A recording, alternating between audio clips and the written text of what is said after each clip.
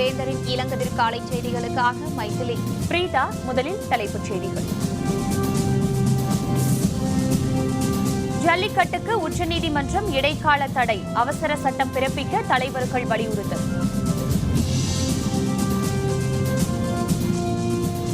ஜல்லிக்கட்டு தடையை நீக்க கோரி போராட்டம், 2வது நாளாக தொடரும் உண்ணாவிரதம்.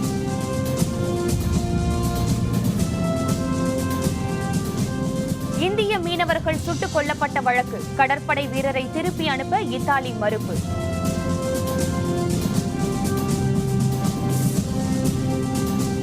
இந்திய தூதரக தாக்குதல் பின்னணியில் பாகிஸ்தான் ராணுவம், ஆப்கானிஸ்தான் தகவல். ஜல்லிக்கட்டு, ரேக்லா பந்தயம் உள்ளிட்ட விளையாட்டுப் போட்டிகளில் காளைகள் பங்கேற்க அனுமதி அளித்து மத்திய அரசு வெளியிட்ட அரசாணைக்கு உச்சநீதிமன்றம் இடைக்கால தடை விதித்துள்ளது. இதன் மூலம் தமிழகத்தில் ஜல்லிக்கட்டு போட்டி நடைபெறுவது கேள்விக்குறியாகியுள்ளது. மத்திய அரசு கடந்த 7ஆம் தேதி ஜல்லிக்கட்டு போட்டியை நடத்த அனுமதி அளித்து அறிவிக்கை வெளியிட்டது. இதனை எதிர்த்து விலங்குகள் நல வாரியம், பீட்டா உள்ளிட்ட 13 பேர் உச்சநீதிமன்றத்தில் மனு தாக்கல் செய்தனர். நீதிபதிகள் தீபக் மிஸ்ரா, NV ரமணா ஆகியோர் கொண்ட ஆயம் மத்திய அரசு மற்றும் தமிழக அரசு வாதங்களையும் எதிர்த்தரப்பு வாதங்களையும் பதிவு செய்தது. இதனையடுத்து ஜல்லிக்கட்டுக்கு அனுமதி அளித்து மத்திய அரசு வெளியிட்ட அறிவிக்கைக்கு இடைக்கால தடை விதித்த நீதிபதிகள் 4 வாரங்களுக்குள் பதிலளிக்குமாறு மத்திய மாநில அரசுகளுக்கு உத்தரவிட்டனர். வழக்கு விசாரணை மார்ச் 15ஆம் தேதி ஒத்திவைக்கப்படுவதாகவும் நீதிபதிகள் தெரிவித்தனர். ஜல்லிக்கட்டு போட்டியை நடத்தும் வகையில் அவசர சட்டம் இயற்ற வேண்டும் என தமிழக முதல்வர் ஜெயலலிதா மத்திய அரசை வலியுறுத்தியுள்ளார். இது தொடர்பாக பிரதமர் மோடிக்கு கடிதம் ஒன்றை அவர் எழுதியுள்ளார். ஜல்லிக்கட்டு போட்டிக்கு உச்சநீதிமன்றம் தடை விதித்துள்ள நிலையில் பொங்கல் திருநாளையொட்டி ஜல்லிக்கட்டு போட்டியை நடத்த மத்திய அரசு நாடாளுமன்றத்தில் அவசர சட்டம் இயற்ற வேண்டும் என அவர் வலியுறுத்தியுள்ளார். ஜல்லிக்கட்டு போட்டியை நடத்துவதற்கு உடனடியாக நடவடிக்கை எடுக்க தமிழக மக்களின் சார்பில் வலியுறுத்துவதாகவும் அவர் குறிப்பிட்டுள்ளார். பாரம்பரிய விளையாட்டான ஜல்லிக்கட்டு போட்டி மீது மக்கள் கொண்டுள்ள நம்பிக்கைக்கு மதிப்பளிக்க வேண்டும் என்றும் முதல்வர் ஜெயலலிதா கடிதத்தில் கேட்டுக் கொண்டுள்ளார். ஜல்லிக்கட்டை எதிர்ப்பவர்கள் தமிழர்களின் பாரம்பரியம் அறியாதவர்கள் என மத்திய இணையமைச்சர் பொன் ராதாகிருஷ்ணன் தெரிவித்துள்ளார். நாகர்கோவிலில் செய்தியாளர்களுடன் பேசிய அவர், ஜல்லிக்கட்டுக்கு தடை விதிக்கப்பட்டுள்ளது வேதனை அளிப்பதாக தெரிவித்தார். தமிழக மக்கள் பொறுமை காக்க வேண்டும் என கேட்டுக் கொண்டுள்ள பொன் ராதாகிருஷ்ணன், அவசர சட்டம் கொண்டுவர முயற்சிகள் மேற்கொள்ளப்படும் என்றும் குறிப்பிட்டார். இது தொடர்பாக இன்று தில்லியில் மூத்த தலைவர்கள் மற்றும் அமைச்சர்களை சந்தித்து பேச இருப்பதாகவும் அவர் கூறினார். இந்த ஆண்டு பொங்கலோடு ஜல்லிக்கட்டை உறுதியாக நடத்த முடியும் என்கின்ற நம்பிக்கையோடு இருந்த ஒட்டுமொத்த தமிழ் சமுதாயத்திற்கும் இது ஒரு பெரிய ஏமாற்றமாக அமைந்திருக்கின்றது.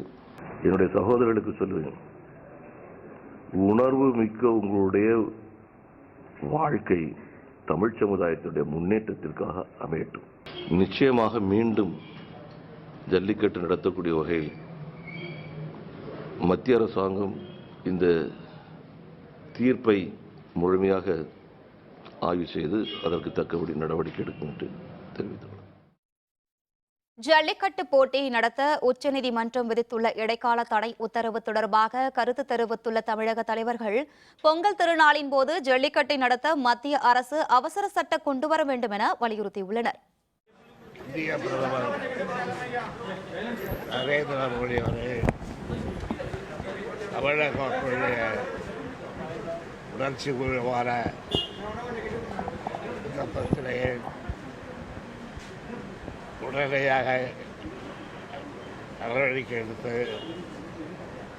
அவசர சட்டங்களை இந்த ஆண்டு ஜல்லிக்கட்டு விளையாட்டை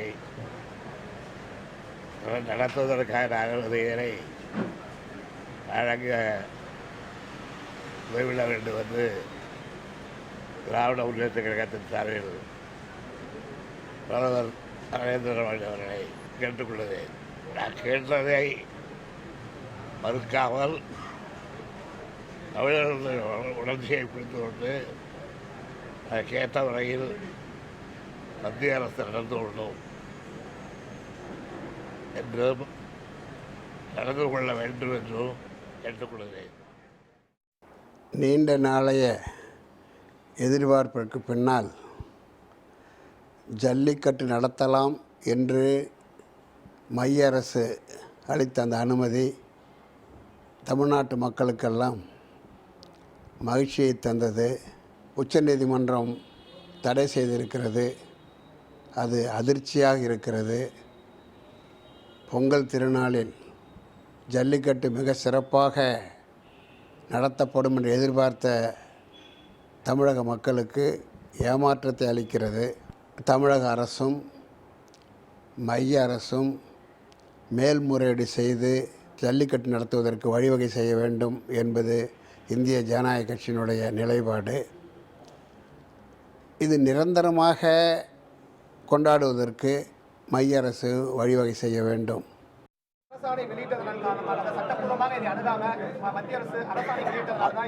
அது மத்திய அரசு தான் சட்டப்படி அது அணுக வேண்டும் என்று என்னுடைய கோரிக்கை.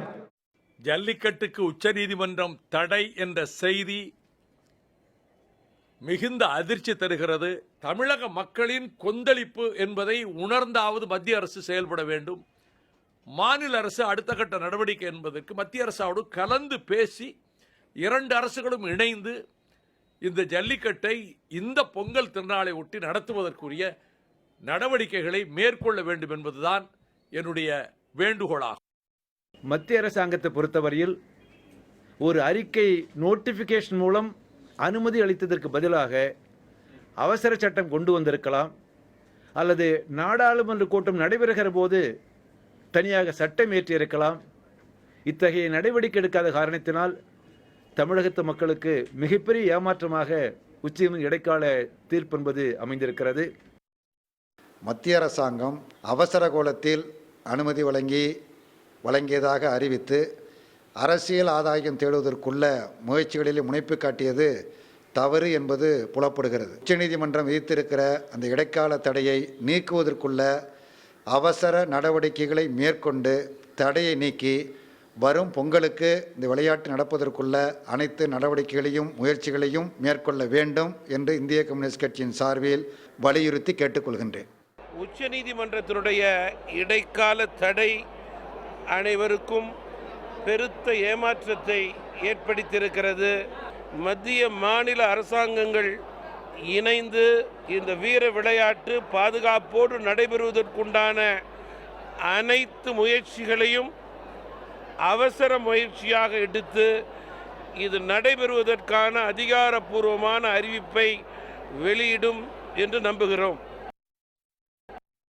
கேரள கடல் பகுதியில் இந்திய மீனவர்கள் 2 சுட்டுக் கொல்லப்பட்ட வழக்கில் கைது செய்யப்பட்ட இத்தாலி கடற்படை வீரர் லட்டோர் இந்தியா திரும்ப வாய்ப்பில்லை என அந்த நாட்டு நாடாளுமன்ற உறுப்பினர் தெரிவித்துள்ளார். 2012ஆம் ஆண்டு கேரள கடல் பகுதியில் மீன்பிடித்துக் கொண்டிருந்த இருவரை இத்தாலி கடற்படை வீரர்கள் சுட்டுக் கொன்றனர். கடல் கொள்ளையர்கள் என கருதி இந்திய மீனவர்களை சுட்டதாக அவர்கள் தெரிவித்தனர். எனினும் இத்தாலி கடற்படை வீரர்கள் மாசிமிலியானோ லட்டோர், சல்வட்டோர் கிரோன் ஆகிய 2 மீதும் வழக்கு பதிவு செய்த காவல்துறையினர் அவர்களை கைது செய்தனர். மூளை நரம்பு பாதிக்கப்பட்ட லட்டோர் இத்தாலிக்கு சென்று 4 மாதங்கள் சிகிச்சை பெற உச்சநீதிமன்றம் அனுமதி அளித்தது. இதற்கான கால அவகாசம் இன்றுடன் முடிவடையும் நிலையில் இத்தாலி நாடாளுமன்ற உறுப்பினர் நிக்காலோ லட்டோர் மூளை நோயால் பாதிக்கப்பட்ட மாசிமிலியானோ இந்தியா திரும்ப வாய்ப்பில்லை என தெரிவித்தார். சால்வட்டோர் கிரோனையும் இத்தாலிக்கு அழைத்து செல்வதற்கான நடவடிக்கைகள் எடுக்கப்பட்டு வருவதாகவும் அவர் கூறினார். இந்திய தூதரகம் மீதான தாக்குதல் பின்னணியில் பாகிஸ்தான் ராணுவம் இருந்ததாக ஆப்கானிஸ்தான் காவல்துறையினர் தெரிவித்துள்ளனர். ஆப்கானிஸ்தானில் உள்ள இந்திய தூதரகங்களை குறிவைத்து தீவிரவாதிகள் தாக்குதல் நடத்தி வருகின்றனர். அண்மையில் மசார்-இ ஷெரீப் நகரில் அமைந்துள்ள இந்திய தூதரகம் மீது தீவிரவாதிகள் 3 பேர் தாக்குதல் நடத்தினர். 25 மணி நேரத்திற்கும் அதிகமாக நீடித்த இந்த தாக்குதலில் தீவிரவாதிகள் 3 சுட்டுக் கொல்லப்பட்டனர். இதனிடையே தாக்குதல் பின்னணியில் பாகிஸ்தான் ராணுவம் இருப்பதாக ஆப்கன் காவல்துறையினர் தெரிவித்துள்ளனர். இந்திய தூதரகத்தின் மீது தாக்குதல் நடத்திய 3 பாகிஸ்தான் ராணுவ வீரர்கள் என்றும் அவர்கள் ராணுவ பயிற்சி பெற்றிருந்ததாகவும் ஆப்கன் வீரர்கள் கூறினர். தீவிரவாதிகள் உருது மொழியில் பேசிக் கொண்டதாகவும் அவர்களுக்கு பாகிஸ்தானைச் சேர்ந்த சிலர் உதவியிருப்பதாகவும் ஆப்கான் தெரிவித்துள்ளது. ஜம்மு காஷ்மீர் மாநில முதல்வராக மறைந்த முஃப்தி முகமது சயீத் மகள் மெஹபூபா முஃப்தி ஓரிரு நாளில் பதவியேற்பார் என தகவல் வெளியாகியுள்ளது. காஷ்மீர் முதல்வராக பதவி வகித்த முஃப்தி முகமது சயீத் அண்மையில் உடல்நலக்குறைவால் காலமானார். இதனையடுத்து புதிய முதல்வராக முஃப்தியின் மகளும் எம்பியுமான மெஹபூபாவை மக்கள் ஜனநாயக கட்சி முன்னிறுத்தியது. முஃப்தியின் மறைவை அடுத்து கடைபிடிக்கப்படும் 7 நாள் துக்கம் இன்றுடன் முடிவடைய இருப்பதால் விரைவில் மெஹபூபா காஷ்மீர் முதல்வராக பதவியேற்பார் என எதிர்பார்க்கப்படுகிறது. தற்பொழுது எவ்வித நிபந்தனையும் விதிக்கவில்லை என்றும் பாரதிய ஜனதா கட்சியுடன் கூட்டணி தொடரும் எனவும் மக்கள் ஜனநாயக கட்சி அறிவித்துள்ளது. இதனால் ஜம்மு காஷ்மீர் மாநிலத்தில் சில நாட்களாக நிலவி வந்த அரசியல் குழப்பம் முடிவுக்கு வந்துள்ளது. இதனை அடுத்து முதல்வர் பதவியேற்பு விழாவிற்கான ஏற்பாடுகள் மேற்கொள்ளப்பட்டு வருகின்றன. மெஹபூபா முதல்வராக பொறுப்பேற்கும் போது ஜம்மு காஷ்மீரின் முதல் பெண் முதல்வர் என்ற பெருமை அவருக்கு கிடைக்கும். இதனிடையே ஜம்மு காஷ்மீரில் மக்கள் ஜனநாயக கட்சியுடன் கூட்டணி அமைத்து ஆட்சி அமைக்க முயலவில்லை என காங்கிரஸ் தெரிவித்துள்ளது. மறைந்த முஃப்தி முகமது சயீத்துக்கும் காங்கிரசுக்கும் இடையே நீண்ட காலமாக நல்லுறவு இருந்ததாகவும் காங்கிரஸ் கூறியுள்ளது. कांग्रेस पार्टी को जम्मू कश्मीर में प्रदेश सरकार बनाने में कोई दिलचस्पी नहीं. कयास लगाए जा रहे थे, कांग्रेस इसमें दिलचस्पी ले रही है क्योंकि मुफ्ती साहब स्वयं कांग्रेस पार्टी में बहुत लंबे समय से जुड़े रहे हैं. காஷ்மீர் மாநிலத்தில் புதிய முதல்வர் பதவியேற்பதில் தாமதம் ஏற்படுவதால் வரும் 18ஆம் தேதி தொடங்க இருந்த மாநில சட்டப்பேரவையின் நிதிநிலை அறிக்கை கூட்டத்தொடர் ரத்து செய்யப்பட்டுள்ளது. ஜம்மு காஷ்மீர் மாநிலத்தில் தற்பொழுது தற்காலிகமாக ஆளுநர் ஆட்சி அமலில் இருப்பதும் குறிப்பிடத்தக்கது. நாடாளுமன்ற நிதிநிலை அறிக்கை கூட்டத்தொடருக்கு முன்பாகவே மத்திய அமைச்சரவையில் மாற்றம் மேற்கொள்ளப்படும் என தகவல் வெளியாகியுள்ளது. நாடாளுமன்ற பட்ஜெட் கூட்டத்தொடர் அடுத்த மாதம் தொடங்குகிறது. இதற்கு முன்பாக அமைச்சரவையை மாற்றி அமைக்க பிரதமர் மோடி முடிவெடுத்துள்ளதாக கூறப்படுகிறது. அமைச்சரவையில் இடம்பெற்றுள்ள சிறப்பாக செயல்படாத அமைச்சர்களை நீக்கவும் அவர்களுக்கு கட்சி பணி வழங்கவும் முடிவெடுக்கப்பட்டுள்ளது. சிறந்த நிர்வாக காரணங்களுக்காக அமைச்சரவையில் மாற்றம் இருக்கும் என்றும் கூறப்படுகிறது. உத்தரப்பிரதேசம், உத்தரகண்ட் போன்ற மாநிலங்களைச் சேர்ந்த எம்பிக்களுக்கு அமைச்சரவையில் இடம் அளிக்கப்படலாம் என எதிர்பார்க்கப்படுகிறது. மேற்கு வங்க மாநிலம் கொல்கத்தாவில் நடைபெற்ற பாகிஸ்தான் பாடகர் உஸ்தாத் குலாம் அலியின் இசை நிகழ்ச்சியை ஏராளமானோர் கண்டு ரசித்தனர். பல்வேறு இந்திய சினிமாக்களில் பாடியவரும் புகழ்பெற்ற கஜல் பாடகருமான பாகிஸ்தானை சேர்ந்த பாடகர் குலாம் அலியின் கலை நிகழ்ச்சி கடந்த ஆண்டின் தொடக்கத்தில் வாரணாசியில் நடைபெற்றது. பின்னர் மும்பை மற்றும் புனேயில் நடைபெறவிருந்த குலாம் அலியின் இசை நிகழ்ச்சி சிவசேனையின் கடும் எதிர்ப்பால் ரத்தானது. எனினும் மேற்கு வங்க முதல்வர் மமதா பானர்ஜியின் முயற்சியால் கொல்கத்தாவில் குலாம் அலியின் இசை நிகழ்ச்சி நேற்று நடைபெற்றது. இதில் குலாம் அலியின் மகன் அமீர் அலியின் இசை நிகழ்ச்சியும் இடம்பெற்றது. இசை நிகழ்ச்சியை மமதா பானர்ஜி உள்ளிட்ட ஏராளமானோர் கண்டு ரசித்தனர். சுற்றுலா மற்றும் தேயிலை திருவிழா பொங்கல் அன்று உதகையில் தொடக்கம். விவரம் விளம்பர இடைவேளைக்கு பிறகு.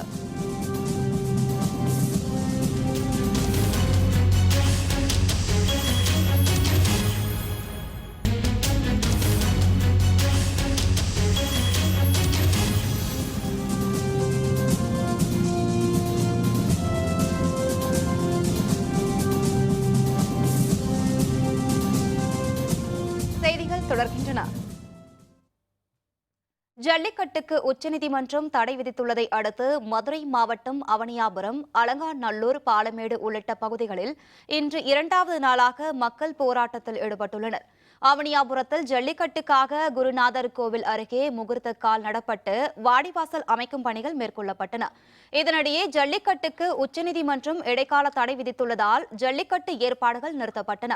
சோகத்தில் மூழ்கிய மக்கள் போராட்டத்தில் ஈடுபட்டு தங்களுடைய எதிர்ப்பை வெளிப்படுத்தினர். 2வது நாளாக இன்றும் அவர்கள் போராட்டத்தை தீவிரப்படுத்த முடிவெடுத்துள்ளனர். இதேபோல் பாலமேட்டில் வாடிவாசல் முக்கிய பிரமுகர்களுக்கான மேடை அமைக்கும் பணிகள் மேற்கொள்ளப்பட்டன. ஜல்லிக்கட்டுக்கு தடை என்ற செய்தியை அடுத்து அதிர்ச்சியடைந்த கிராம மக்கள் போட்டிக்கான ஏற்பாடுகளை நிறுத்தினர். விலங்குகள் நல வாரியத்திற்கு எதிர்ப்பு தெரிவித்து சாலை மறியலில் ஈடுபட்ட அவர்கள் வீடுகளில் கருப்பு கொடி கட்டி தொடர் போராட்டத்தில் ஈடுபட முடிவெடுத்தனர். உலக புகழ்பெற்ற அலங்காநல்லூரிலும் வாடிவாசல், பார்வையாளர்கள் பகுதியில் மேடை அமைக்கும் பணிகள் நடைபெற்றன. தடை தொடர்பான செய்தி வெளியானதை அடுத்து சாலை மறியலில் மக்கள் ஈடுபட்டனர். வாடிவாசல் அருகே ஏராளமானோர் திரண்டு ஆர்ப்பாட்டத்தில் ஈடுபட்டனர். போராட்டத்திற்கு இடையே அலங்காநல்லூர் கேட்டுக்கடை கிராமத்தை சேர்ந்த மாடுபிடி வீரர் மணி உடலில் மண்ணெண்ணெய் ஊற்றிக்கொண்டு தீக்குளிக்க முயன்றதால் பதற்றம் ஏற்பட்டது. இதனை அடுத்து நேற்று இரவு முழுவதும் காவல்துறையினர் பாதுகாப்பில் ஈடுபட்டனர். இதனிடையே 2வது நாளாக இன்றும் உண்ணாவிரதம் மேற்கொள்ள அந்த பகுதி மக்கள் திட்டமிட்டுள்ளனர். இதனால் ஏராளமான காவல்துறையினர் அலங்காநல்லூரில் குவிக்கப்பட்டுள்ளனர்.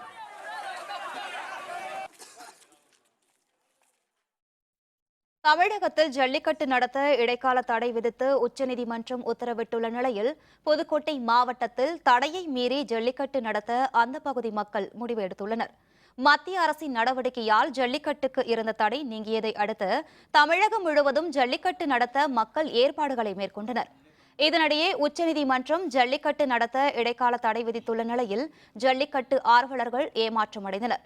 இதனால் புதுக்கோட்டை மாவட்டம் வன்னியன் விடுதி பகுதியில் சாலை மறியலில் மக்கள் ஈடுபட்டனர். ஜல்லிக்கட்டு நடத்த உரிய நடவடிக்கை அரசு மேற்கொள்ளாவிட்டால் தடையை மீறி ஜல்லிக்கட்டு நடைபெறும் என்றும் அவர்கள் தெரிவித்தனர். கிராமத்து இளைஞர்களும் கிராமத்தார்களும் ஜல்லிக்கட்டு நடத்துவதற்காக மிகுந்த மகிழ்ச்சியோடு நடவடிக்கை எடுக்கப்பட்டு வருகின்ற வேளையில் உச்சநீதிமன்றம் அது தடை உத்தரவை பிறப்பித்து எங்களுடைய கிராமத்து மக்கள் மகிழ்ச்சியில தடை விதிக்கப்பட்டுள்ளது. மத்திய அரசு உடனடியாக நடவடிக்கை எடுத்து ஜல்லிக்கட்டு போட்டி நடத்த நடவடிக்கை எடுக்க வேண்டும். நீலகிரி மாவட்டம் உதகையில் ஆண்டுதோறும் நடைபெறும் புகழ்பெற்ற சுற்றுலா மற்றும் தேயிலை திருவிழா வரும் 15ஆம் தேதி பொங்கல் திருநாள் அன்று தொடங்குகிறது. சுற்றுலாத்துறை மற்றும் தேயிலை வாரியம் இணைந்து ஆண்டுதோறும் நடத்தி வரும் சுற்றுலா மற்றும் தேயிலை திருவிழா வரும் 15ஆம் தேதி உதகையில் தொடங்க உள்ளது. இதன் தொடக்க விழா படகு இல்லத்தில் நடைபெற உள்ள நிலையில் இதனைத் தொடர்ந்து 3 நாட்கள் பல்வேறு கலை நிகழ்ச்சிகளும் மாணவ மாணவியர்களுக்கான போட்டிகளும் நடைபெறுகிறது. இதையொட்டி நடைபெறும் கண்காட்சியில் சுய உதவி குழுக்களின் தயாரிப்புகள் அடங்கிய அரங்கு உள்பட 26க்கும் அதிகமான அரங்குகள் ஆண்டுதோறும் இடம்பெற்று வருகின்றன. பொங்கலையொட்டி வேலூர் அருகே உள்ள பொய்கை சந்தையில் கால்நடை விற்பனை அதிகரித்துள்ள நிலையில் விவசாயிகள் மகிழ்ச்சியடைந்துள்ளனர். வேலூர் மாவட்டத்திலேயே மிகப்பெரிய மற்றும் பழமையான சந்தையாக வேலூர் அருகே உள்ள பொய்கை சந்தை விளங்கி வருகிறது. பொங்கல் மற்றும் மாட்டுப் பொங்கல் திருநாளையொட்டி இந்த சந்தையில் காளை மற்றும் பசுமாடுகள் விற்பனை அதிகரித்து காணப்படுகிறது. தமிழகத்தில் பல்வேறு பகுதிகளில் இருந்தும் ஆந்திரம், கர்நாடகம் உள்ளிட்ட மாநிலங்களிலிருந்தும் மாடுகளை கொண்டு வந்து வணிகர்கள் இங்கு விற்பனை செய்து வருகின்றனர். கடந்த சில ஆண்டுகளாக இந்த சந்தையில் மாடுகள் விற்பனை மந்தமாக நடைபெற்றதாக விவசாயிகள் தெரிவித்தனர். எனினும் இந்த முறை ஒரு ஜோடி கால்நடை 60,000 ரூபாய் முதல் 1,50,000 வரை விற்பனையாவதாக கூறினர். கடந்த சில மாதங்களாக பெய்த மழையால் விவசாயம் செழித்துள்ளதே இதற்கு காரணம் என தெரிவித்த விவசாயிகள் சந்தையில் கால்நடைகளுக்கான உபகரணங்களையும் வாங்கி சென்றனர். ரொம்ப பழமையாக வாய்ந்த சொன்னாங்க.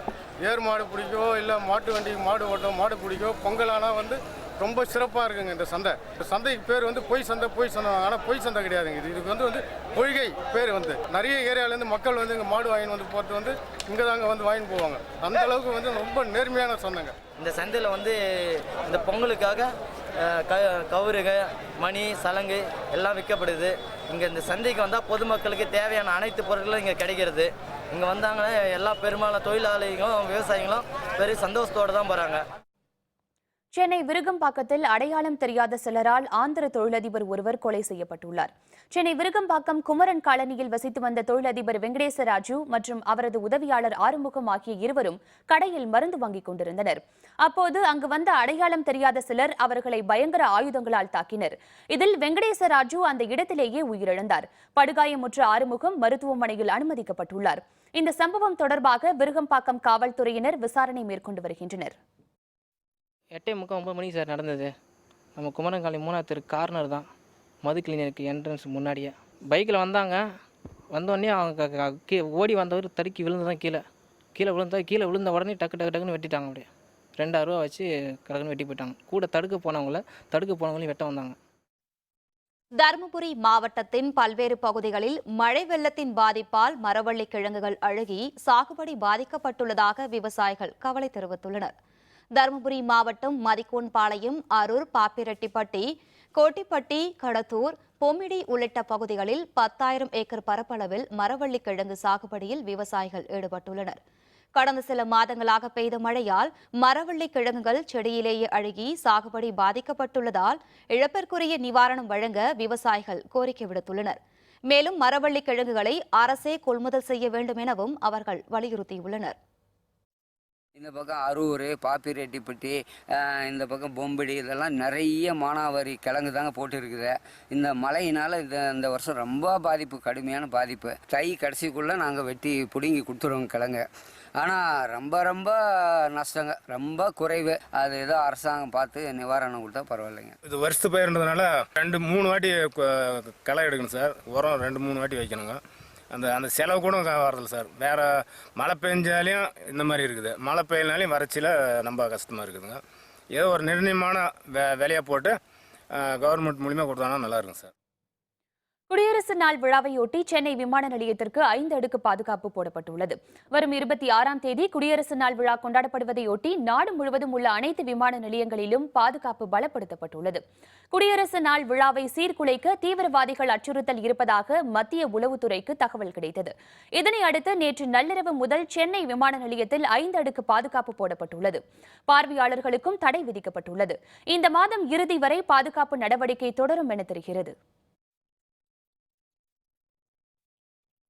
திண்டுக்கல் மாவட்டம் விடுதலைப்பட்டியில் குறிப்பிட்ட சமூகத்தை சேர்ந்த மக்கள் அவர்களின் பாரம்பரியமான சடங்குகள், கலை போன்றவற்றை தற்பொழுதும் அழியாமல் பாதுகாத்து வருகின்றனர். திண்டுக்கல் மாவட்டம் வேடசந்தூர் அருகே உள்ள விடுதலைப்பட்டியில் குறிப்பிட்ட சமூகத்தைச் சேர்ந்த 200க்கும் அதிகமான குடும்பங்கள் வசித்து வருகின்றன. இந்த சமூக மக்கள் அனைத்து சுப நிகழ்ச்சிகளையும் அவர்களுக்கே உரிய பாரம்பரிய முறையில் நடத்துகின்றனர். பூப்பெய்தும் பெண்கள் அவர்கள் வழிபடி ஊருக்கு வெளியே தாய்மாமனால் வேயப்படும் குடிசையில் 14 நாட்கள் தங்கியிருக்க வேண்டும். பின்னர் அந்த பகுதியில் உள்ள அருள்மிகு எல்லை முனியப்பன் கோவிலில் அவர்கள் குலவழக்கப்படி பல்வேறு சடங்குகள் நடத்தப்படுகின்றன. இதைத் தொடர்ந்து விடிய விடிய நடைபெறும் ஒயிலாட்டம், குறவன் குரத்தி ஆட்டம் மற்றும் தேவராட்டம் உள்ளிட்டவைகளை கண்டு அவர்கள் கொண்டாட்டத்தில் ஈடுபடுகின்றனர். இந்த பண்பாடு என்பது நேற்று இன்னைக்கு வந்ததில்லை.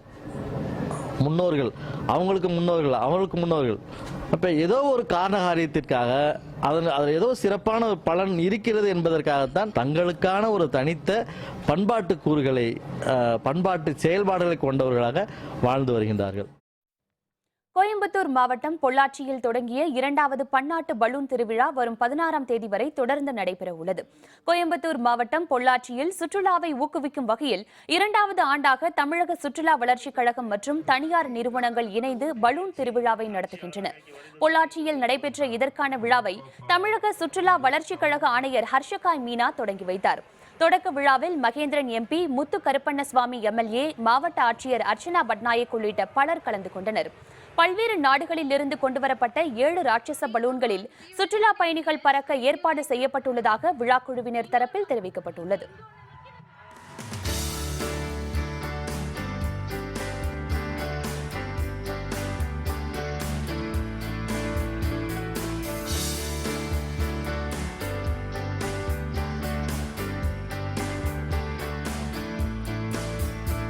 பலூன் திருவிழா மிகப்பெரிய அளவில் நடக்குது. ஏகப்பட்ட நாடுகளிலிருந்து பலூன் பறக்க விட்டுருக்காங்க. இதெல்லாம் பார்க்கும்போது ரொம்ப சந்தோஷமாகவும் மகிழ்ச்சியாகவும் இருக்குது. இதில் குழந்தைங்க, பெரியவங்க அப்படிங்கிற மாதிரி இல்லாமல் காமனாக எல்லாருமே பார்க்குறாங்க. பொள்ளாச்சி டெவலப்மெண்ட்டுக்காக தான் இதை பண்ணுறாங்க. இதை பண்ணும்போது சுற்றுலா வளர்ச்சி பெறும் அப்படிங்கிறதுலையும் எங்களுக்கு ஒரு நம்பிக்கை இருக்குது. அரியலூர் அருள்மிகு கோதண்ட ராமசாமி திருக்கோவிலில் நடைபெற்ற அருள்மிகு ஆண்டாள் திருக்கல்யாணத்தில் திரளான பக்தர்கள் கலந்து கொண்டு சுவாமி தரிசனம் செய்தனர். அரியலூரில் உள்ள அருள்மிகு கோதண்ட ராமசாமி திருக்கோவிலில் பெருமாளுக்கும் ஆண்டாளுக்கும் திருக்கல்யாணம் நடைபெற்றது. பெண் வீட்டார் சார்பிலான சீர்வரிசைகள் ஆஞ்சநேயர் கோவிலில் இருந்து கொண்டு வரப்பட்ட பின்னர் பெருமாளும் ஆண்டாளும் தசாவதார மண்டபத்தில் எழுந்தருளினர்.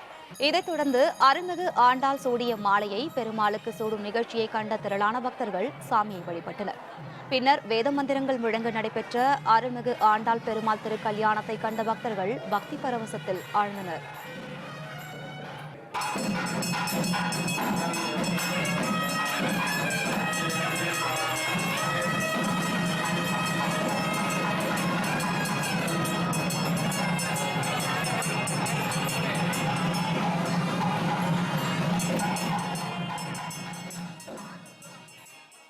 மார்கழி மாதம் 30 நோன்பும் விரதமிருந்து தவறாமல் பூஜைகள் கலந்து கொண்டு மார்கழி 30 பாசுரம் சேவித்தால் பெருமாள் போன்ற குணமுடைய நல்ல புருஷன் கிடைப்பார் என்று ஒரு ஐதீகம். அதன் பலனாக ஆண்டாள் கலியுகத்தில் சாதாரண மனிதனாக இருந்து பெருமாளை கைப்பற்றது இந்த ஆண்டாள் அவதாரத்தில் ரொம்ப விசேஷமானது. சுழற்பந்து வீச்சாளர்களுக்கு மோசமான நாள். ஆஸ்திரேலிய தோல்வி பற்றி கேப்டன் டோனி கருத்து. விவரம் விளம்பர இடைவேளைக்கு பிறகு.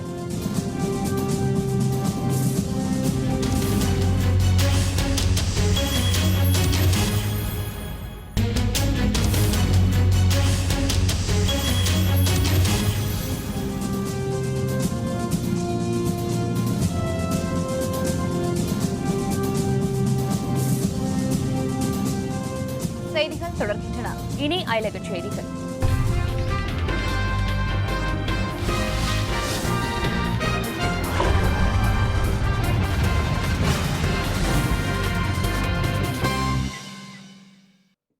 துருக்கி இஸ்தான்புல் பகுதியில் நேரிட்ட குண்டுவெடிப்பில் ஜெர்மனி சுற்றுலா பயணிகள் உள்பட 10 பேர் உயிரிழந்தனர். மேலும் 15 பேர் படுகாயமுற்றனர்.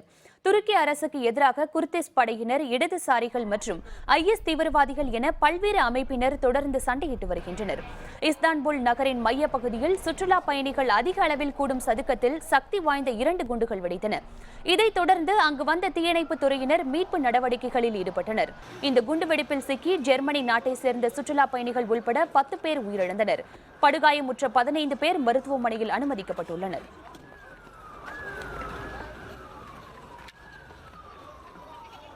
இதனிடையே வெடிகுண்டு தாக்குதலுக்கு கண்டனம் தெரிவித்த துருக்கி அதிபர் தயிப் எர்டோகன் சிரியாவை சேர்ந்தவர் மனித வெடிகுண்டாக செயல்பட்டு இந்த தாக்குதலை நடத்தியுள்ளதாக குறிப்பிட்டார். மேலும் இந்த தாக்குதலுக்கு முக்கிய பின்புலமாக IS தீவிரவாதிகள் இருக்கக்கூடும் என துருக்கி பாதுகாப்புத்துறையினர் தெரிவித்துள்ளனர். İstanbul'da Sultanahmet Meydanı'nda meydana gelen ve Suriye kökenli bir canlı bomba saldırısı olduğu değerlendirilen terör olayını esefle kınadığımı belirtmek istiyorum.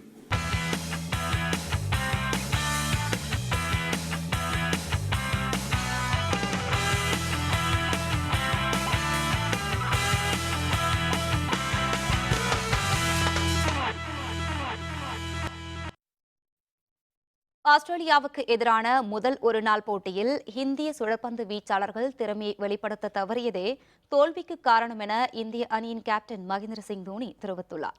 Australia India இடையே பெர்த்தில் நடைபெற்ற முதல் ஒருநாள் போட்டியில் 309 ரன்கள் குவித்தும் இந்தியா தோல்வியை தழுவியுள்ளது. ஆஸ்திரேலியாவுக்கு எதிராக அதிக ரன்கள் குவித்தவர் என்ற புதிய சாதனையை ரோஹித் சர்மா படைத்துள்ளார். எனினும் ஸ்மித்தும் பெய்லியும் இந்திய சுழற்பந்து வீச்சை திணறடித்ததால் 5 விக்கெட் வித்தியாசத்தில் ஆஸ்திரேலியா அபார வெற்றி பெற்றது. தோல்வி பற்றி கருத்து தெரிவித்த இந்திய அணியின் கேப்டன் தோனி வேகப்பந்து வீச்சாளர்கள் அவர்களின் பணியை நன்றாக செய்ததாகவும் சுழற்பந்து வீச்சில் சற்று தொய்வு இருந்ததாகவும் குறிப்பிட்டார். சுழற்பந்து வீச்சாளர்களுக்கு இப்படி ஒரு மோசமான நாள் அமையும் என தான் ஒருபோதும் நினைக்கவில்லை என அவர் தெரிவித்தார். If you see the bowling department, the fast bowlers did a very good job. It was the spinners that could have bowled better. If they would have just avoided the easy boundary delivery.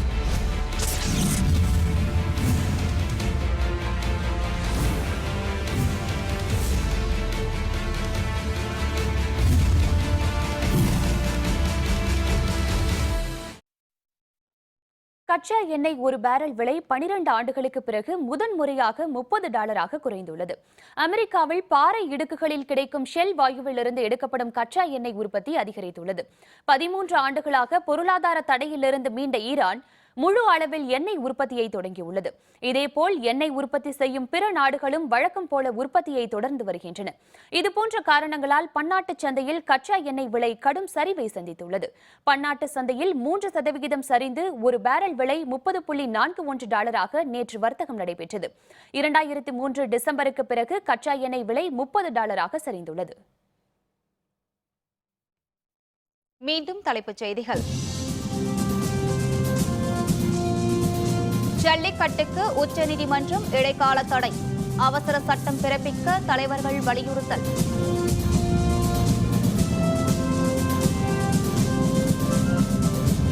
Jallikattu தடையை நீக்க கோரி போராட்டம் 2வது நாளாக தொடரும் உண்ணாவிரதம்.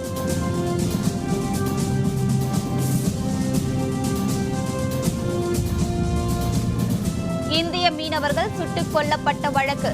கடற்படை வீரரை திருப்பி அனுப்ப இத்தாலி மறுப்பு. இந்திய தூதரக தாக்குதல் பின்னணியில் பாகிஸ்தான் ராணுவம். ஆப்கானிஸ்தான் தகவல்.